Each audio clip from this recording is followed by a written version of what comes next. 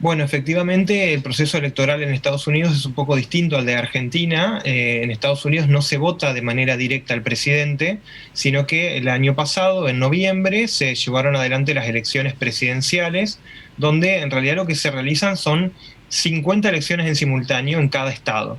Cada estado vota a los representantes que van a ser quienes van a ser los electores que van a votar finalmente por la fórmula presidencial. Eso lo que generó, por primera vez también dado la pandemia de COVID, ese voto indirecto que habitualmente no tiene mayores repercusiones. Los ciudadanos van, acuden, votan a los electores y los electores de cada estado nominan esa fórmula. Y esa fórmula después es ratificada primero por cada estado y cada estado eleva esa fórmula aprobada al Congreso.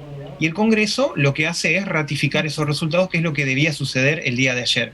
Ese era el paso formal que debía darse. Lo que ocurrió también en esta particularidad por la pandemia global de coronavirus es que por primera vez en mucho tiempo hubo un récord histórico de voto por correo y de voto no presencial que la legislación estadounidense contempla. Muchas personas decidieron no acudir presencialmente a los lugares de votación y acudir, pero participar igual de las elecciones. Fue una elección con récord histórico de participación, pero no de manera presencial, y ese voto por correo lo que generó fue que el conteo en algunos estados revirtiera la tendencia original en el conteo de los votos. Ahí aparece que desde el minuto cero, ya de conocido el resultado de la elección, Trump y muchos de sus seguidores han asegurado que hubo fraude en las elecciones, que no fueron elecciones legítimas, y es por eso que hasta muy pocos días ya de la entrega de mando empezó a crecer la tensión hasta llegar a este punto que realmente ha sorprendido a todos, pues es un hecho realmente histórico por la gravedad y el avance justamente que han tenido estos manifestantes. Sí, sin dudas, como bien señalás, ha sido histórico porque nosotros tenemos que remontarnos hasta 1812 a ver un antecedente similar, que fue en un contexto de guerra entre Estados Unidos y el Reino Unido, donde se invadieron las instalaciones del Congreso. Y lo de ayer, obviamente que fue algo absolutamente grave para las instituciones democráticas de Estados Unidos, algo que no tenía tampoco precedentes a nivel de ese país, y la gravedad de eso también, el resultado fueron también 4 personas fallecidas por los manifestantes, y esto, bueno, da pauta de que continuará incluso hasta la toma de posesión de Biden, que debe producirse el 20 de enero. Hasta esa fecha, incluso en el estado de Washington, está también declarado la alerta máxima de parte de las autoridades locales, porque se esperan más manifestaciones. Sí, ya anoche incluso se manejaba la posibilidad de que este cambio de mando, esta nueva asunción, sea de manera virtual. Ya se descarta que incluso Trump, ayer hablando a sus fanáticos o dirigiéndose a sus seguidores, terminó de alguna manera reconociendo que tenían razón, más allá de los incidentes que se produjeron. Imaginamos que no bastaría de manera presencial allí, y no se descarta que sea de manera virtual. No sé si manejar la misma versión y no sé si tampoco los pasos institucionales lo permiten.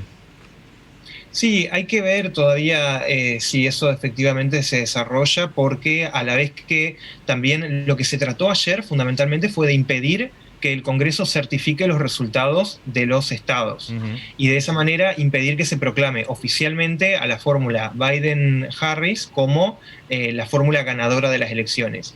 Y tanto los demócratas como los republicanos, a pesar de la invasión que recibió el recinto, inclusive por parte de los manifestantes, continuaron con el proceso igual y cumplieron con el proceso. Se cumplieron igual algunas objeciones que algunos representantes habían planteado en los resultados de algunos estados, pero el proceso se cumplió tal cual estaba previsto. Y si bien ha habido distintas anomalías en este proceso electoral, todos los plazos del proceso electoral se cumplieron siempre y el calendario electoral se respetó siempre, y la modalidad en la que debían cumplirse estos pasos formales también. Por lo tanto, quizás sea probable que la asunción termine siendo de manera presencial, con las particularidades de pandemia, con el distanciamiento y con todos los requisitos sanitarios previos, pero es probable de que se mantenga la fecha y el lugar tradicional, aunque tomando los recaudos necesarios, porque en definitiva el mensaje que quieren dar es que estos manifestantes y esta irrupción que hacen no van a ser quienes determinen el rumbo del sistema electoral y democrático en Estados Unidos, y cambiar algunas cuestiones por estos manifestantes sería como en principio darles un reconocimiento que que tanto demócratas como algunos republicanos no quieren darle. Claro, claro. Facundo, viviste en Estados Unidos. ¿Qué análisis podés hacer, ¿no? de esto y de cómo ha cambiado también esta posición de la sociedad respecto a los votos?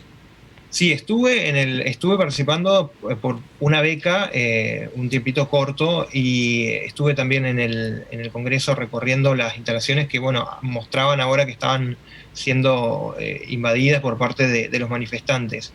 Realmente lo que se vive en muchos casos, y que muchos analistas de Estados Unidos también lo decían ayer, es esta profunda división y esta profunda grieta que a veces nosotros acá también comentamos mucho, pero que en Estados Unidos se vive con una intensidad muchísimo más fuerte, y que se evidencia en desconocer incluso los resultados electorales. Claro. Algo que era impensado hasta un tiempo atrás, y esto viene gestándose desde distintos grupos desde hace ya bastante tiempo, y es un problema que está creciendo en Estados Unidos, y que, bueno, evidentemente también las autoridades deberán tomar las cartas en el asunto, porque si bien Biden gana estas elecciones, lo que estamos viendo es que hay un grupo, un sector muy radicalizado de la sociedad que no le va a garantizar fácilmente la gobernabilidad y la gestión de las distintas políticas públicas que quiere implementar, que son muy reactivas frente a estos sectores. Ayer también hubo una elección en un estado clave, que es el estado de Georgia, donde se votaron 2 senadores que son los que finalmente le dan la mayoría demócrata también en el Senado. Es decir, Biden va a asumir con mayoría tanto en la Cámara de Representantes como en el Senado. Eso le va a garantizar una amplia gobernabilidad. Bien. Pero ya estamos viendo que estas manifestaciones van a hacer muy difícil que algunas de las medidas que el nuevo presidente intente tomar sean acatadas, porque ya hay un desconocimiento incluso a la legitimidad de origen de este presidente, que esto es lo grave. Hay un sector que no reconoce que esta elección fue transparente y justa, y que por lo tanto desconocen la legitimidad de Biden, que es algo que sí no tiene precedentes en Estados Unidos.